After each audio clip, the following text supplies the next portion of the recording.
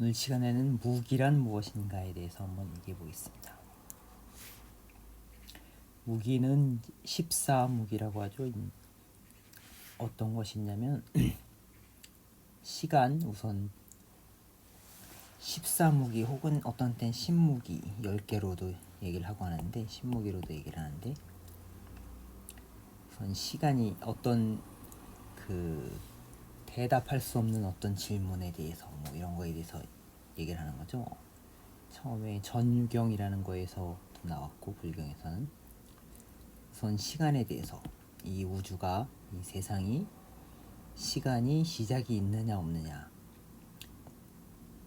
끝이 있느냐 없느냐, 우주가 끝이 있느냐 없느냐, 혹은 있다 없다, 두 가지를 또 합치죠. 여기다 있다 없다, 있다 혹은 없다, 그리고 상무상, 두 가지 다다. 상무상, 있기도 하고 없기도 한 게 두 가지 다다 혹은 둘 다 아니다. 비상 비무상, 두 가지. 상무상 하고 비상, 그러니까 둘 다 아니다. 또 그러니까 뭐 이거는 뭐 비무상, 비상 비무상, 비상, 이렇게 네 가지로 시간에 대해서 네 가지가 있는 거예요. 그러니까 상하다, 뭐 있다 없다, 상은 여기서 있다 없다 이렇게 되는데, 시간에 이제 처음이 있다, 그리고 처음이 없다, 그 다음에 있기도 하고 없기도 하다, 있는 것도 아니고 없는 것도 아닌데, 이건 뭐 말이 안 되는 것 같은데, 어쨌든 간에 이것까지 이렇게 넣어요.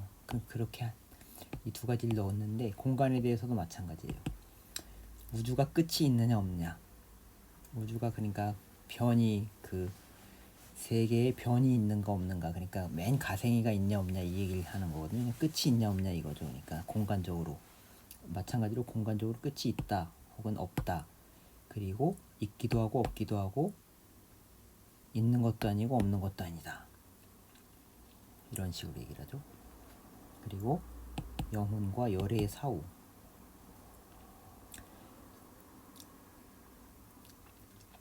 열애의 사후에서도 열애의 사후에 뭔가 있냐 없냐, 그러니까 깨달으면, 일반적인 보통 사람들은 죽고 나면 윤회를 하니까 그거에 대해서 의문이 없는데, 깨달은 사람은 윤회를 안 한다고 하니까, 그러면 깨달은 사람 후에는, 죽은 후에는 뭐가 있냐 없냐, 마찬가지, 있냐 없냐, 그리고 있기도 하고 없기도 하냐, 있는 것도 아니고 없는 것도 아니냐. 그리고 영혼에 대해서는 영혼과 몸이, 신시명, 몸과 명, 그러니까 이 영혼과 몸이 같은 것이냐 아니면 다른 것이냐, 혹은 다른 것이냐, 같으냐 다르냐, 이걸 따지죠. 이제 이렇게 해서 13무기인데, 여기서 신무기라고 할 때는 요걸 빼는 거죠. 이제 요걸 빼고, 요 네 개를 빼고, 상무상 요거 하고 요걸 빼고, 그다음 나머지 이거 해가지고, 여기 이게 넷 둘이잖아요. 그래서 13무기고, 여기에서 요 네 가지를 뺄 경우에는 신무기라고 얘기를 하고. 그러니까 전부 다 무슨 얘기예요? 우리 시간적으로 끝이 있느냐, 공간적으로 끝이 있느냐, 뭐 이런 우리가 경험할 수 없는 것에 대해서는 어떤 형이상학적인 질문인데, 이 질문에 대한 그 나름의 그때 당대의 여러 가지 대답들이 있잖아요. 근데 그 부처님께서는 이제 이거에 대해서 무기라는 거는 이제 설할 수 없다 하는 얘기거든요. 설할 수 없다, 무기. 기가 뭐 기술하다 이렇게 할 때 이제 그것에 대해서 얘기를 할 수 없다, 이런 식으로 입장을 취하신 거예요. 이걸 13무기라고 하는데, 이게 중화암경의 전유경에도 나옵니다. 이게 제일 일반적으로 많이 알려진 내용인데, 어떤 이제 한 제자가 부처님한테 물어보는 거예요. 지금 앞에 얘기했던, 자기는 수행하고 있는데 이것들이 너무 궁금한 거예요. 이런 뭐 세상이 끝이 있는지 없는지, 열애는 사후에 뭐 사후에도 존재하는지 아니면 사후에는 뭐 없는지 뭐 이런 게 영혼이 있는지 없는지 막 궁금한 거예요. 그래서 어느 날은 딱 결심하는 거예요. 오늘은 이거 부처님이 얘기를 안 해주니까, 얘기를 안 해주는 걸 다 알고 있죠. 항상 그런 걸 물어보면 무기로 설하시니까, 무기다라고 설하시니까, 오늘 물어봐가지고 또 얘기를 안 해주면 내가 이걸 그만둬야지, 수행하는 걸 그만둬야지, 이렇게 작심을 한 거예요. 그러니까 부처님이 얘기를 안 해주는 게, 이 사람도 무기에 대해서 이제 정확하게 이제 이해를 못한 거죠, 그렇죠? 무기를 아마 이 사람은 부처님이 그냥 얘기를 안 해준다, 알고 있으면서도 얘기를 안 해준다, 혹은 모르니까 그 답을 피한다, 뭐 이런 식으로 이해를 했겠지, 이제 무기에 대해서. 그래서 오늘은 만약에 오늘도 답을 안 해주면 내가 이제 박차고 나가겠다, 뭐 이런 식으로 마음을 먹은 거예요. 이제 그래가지고 이제 부처님한테 물어보니까 이제 부처님이 이제 그 독화살의 비유를 해주는 거죠. 저 독화살이라는 거는, 그러니까 그런 질문들에 대해서 답을 하고 있다가는 네가 수행을 못한다, 이런 얘기를 가지고 비유를 하는 거죠. 그러니까 독화살 비유를 하는데, 그러니까 어떤 사람이 이제 독화살을 맞았단 말이에요. 독화살을 딱 맞았는데 이 사람이 이 화살의 재료가 뭐고, 독이 뭘로 만들어졌고, 이제 쏜 사람은 누구고, 뭐 이런 걸 내가 알기 전에는 이 화살을 뽑지 않겠다, 이런 말을 한다면 이 사람이 어떻게 되겠느냐. 이 사람은 아마 그 독에 다 퍼져서 죽고 말 것이다. 그러니까 바로 화살을 뽑아버려야지, 그런 거 묻고 있으면 안 된다 하는 얘기는, 그러니까 기가 막힌 비유를 하신 거죠, 무기에 대해서. 그래서 이 경전이 굉장히 자주 인용되는 경전이에요. 그래서 비유 자체가 아주 그냥 기가 막히잖아요. 그러니까 자주 이용되고 무기에 대한 이제 그런 설명을 하는 경전인데, 근데 저 같은 경우에는 이 독화살의 비유를 딱 하니까, 그러니까 이걸 보고 저도 이걸 당연히 읽었죠. 읽어보고서 이제 무기에 대해서 어떻게 생각을 했냐면, 이거는 무기라는 거는 쓸데없는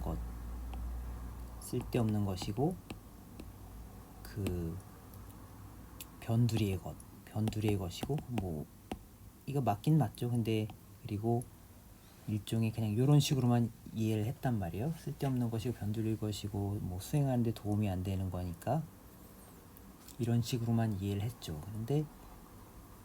근데 가만 보니까 또 꼭 그런 것만은 아닌 것 같아요. 왜냐하면 이제 중론에 보면은, 제가 좀 이상하게 생각했던 게, 중론에 보면은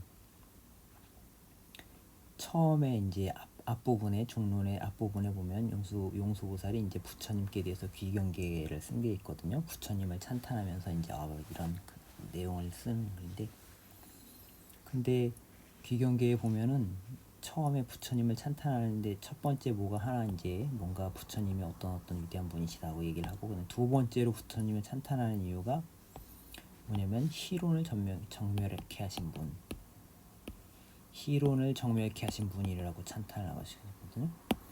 그러니까 제가 생각하기에는 무기라는 게 그냥 희론이 여기서 무기잖아요, 그렇죠?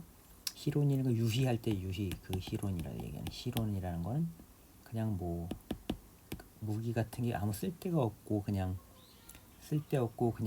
그 지적인 유희다, 이 얘기죠. 지적인 유희일 뿐이다. 그러니까 희론을 정멸케 하신 분은 이런 무기에 대한 얘기거든요. 그러니까 희론을 정멸케 하신 분하고 찬탄을 하니까, 아니 이게 우리가 생각할 땐 이 전유경에서 제가 오해한 바로는 무기라는 게 이제 단순한 이제 변두리적인 얘기는 얘기 안 한다는 건데, 그걸 가지고 이렇게 그 두 번째로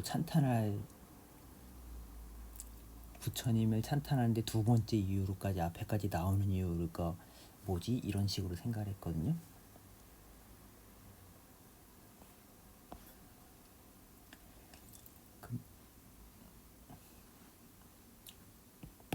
그런데 무기가 그게 아니라, 이제 물론 어떤 무기라는 것이 그 우리가 갖고 있는 이제 형이상학적인 쓸데없는 질문이기도 하지만 동시에 굉장히 불교에서 핵심 이론 중에 하나다라는 것을 이제 조금 더 이해를 깊게 하게 되면서 이해를 하게 됐죠. 이제 왜냐하면 불교가 이제 불교라는 것은 어쨌든 연기법 아니에요, 그렇죠?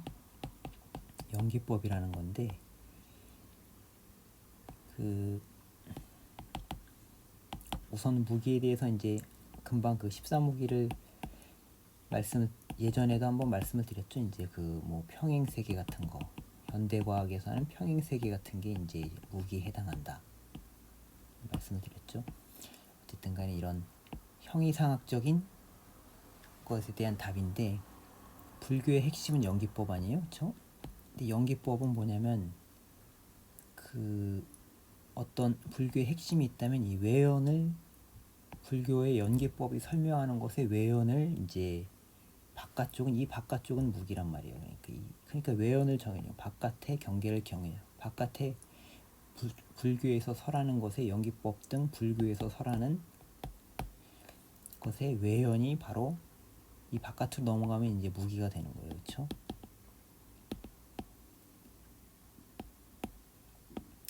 이 바깥으로 넘어가면 무기가 되는데